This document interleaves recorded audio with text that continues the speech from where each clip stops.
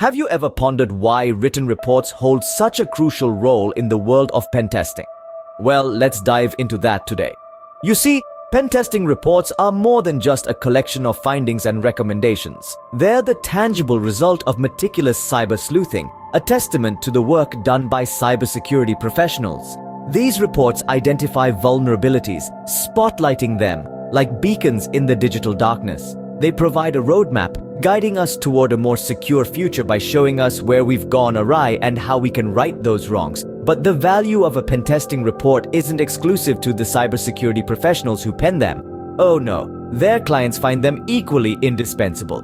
These reports serve as a mirror, reflecting the state of their cybersecurity posture. They're a wake-up call, an opportunity to understand and address the risks they face. So, a well-crafted pen testing report is more than just a document. It's a strategic asset.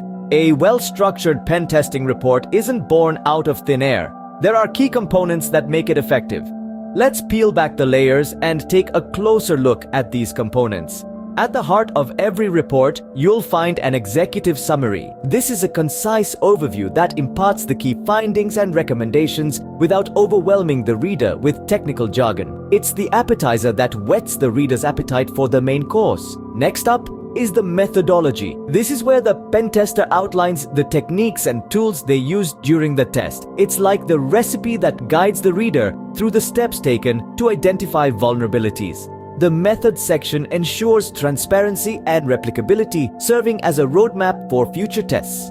Then we have the findings. This is the meat and potatoes of the report, where the pen tester details the vulnerabilities they have discovered. It's a mix of concise descriptions, screenshots, and data that paints a vivid picture of the system's weaknesses. Now, let's talk about the risk assessment. This component evaluates the potential impact and likelihood of each vulnerability being exploited. It's a crucial part of the report as it helps prioritize remediation efforts. Think of it as a warning sign, highlighting the areas that need immediate attention. Lastly, we have the recommendations. This is where the pen tester provides actionable steps to mitigate the identified risks. It's like a to-do list, guiding the organization on how to improve their cybersecurity posture. Each of these components is like an ingredient in a well-prepared dish. Individually, they provide unique flavors, but when combined, they create a comprehensive and insightful report. Just like a skilled chef, a good pen tester knows how to balance these components. They understand that a report filled with technical jargon might confuse the reader, while one lacking in detail might not fully communicate the risks. In essence, a pen testing report is more than a list of findings. It's a tool that helps organizations identify vulnerabilities, understand their potential impact, and take steps to mitigate them. Each component serves a specific purpose, working together to form a comprehensive guide to improving cybersecurity. Now that we know the basic structure of a pen testing report, it's time to delve deeper into each component. Unraveling these elements will give us a broader perspective on how these reports are not just a checklist, but a comprehensive document that plays a critical role in cybersecurity. Let's start with the executive summary. This is a concise snapshot of the entire report. Think of it as an elevator pitch to non-technical readers, providing them with an overview of the report without overwhelming them with technical jargon. It's a delicate balancing act between being informative and accessible. Next is the methodology.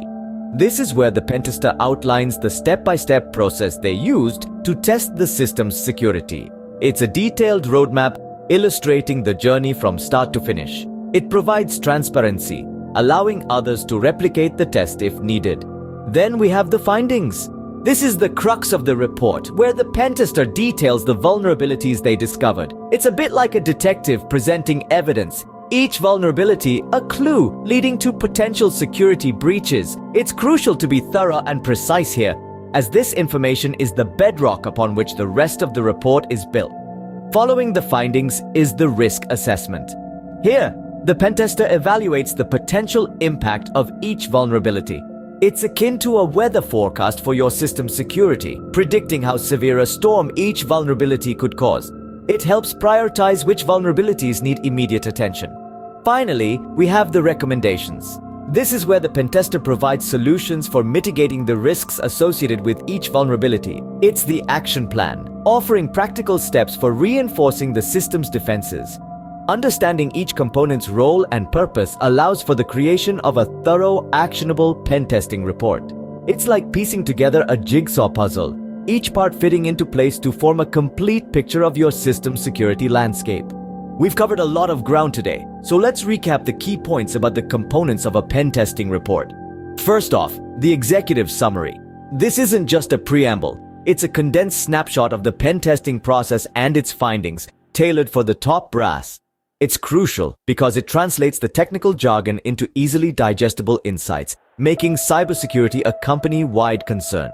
Next up, the scope and methodology.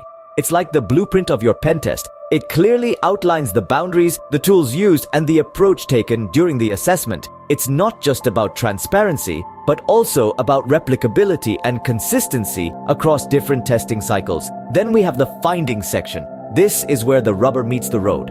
It details the vulnerabilities uncovered, their severity, and potential impact. But it's more than just a problem list. It's an opportunity to understand where the system's weak spots lie and how they can be exploited.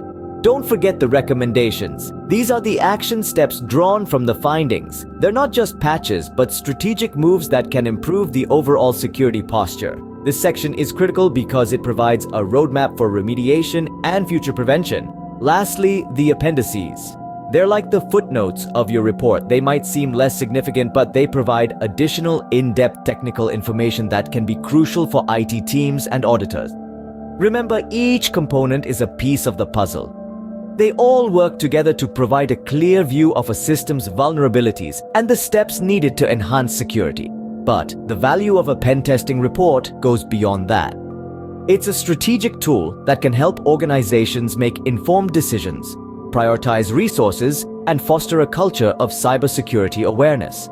So, whether you're a pen tester, a decision maker, or an enthusiast, understanding these components and their significance can help you leverage the full potential of a pen testing report. Remember, a pen testing report is more than a list of vulnerabilities. It's a strategic tool for strengthening your cybersecurity posture.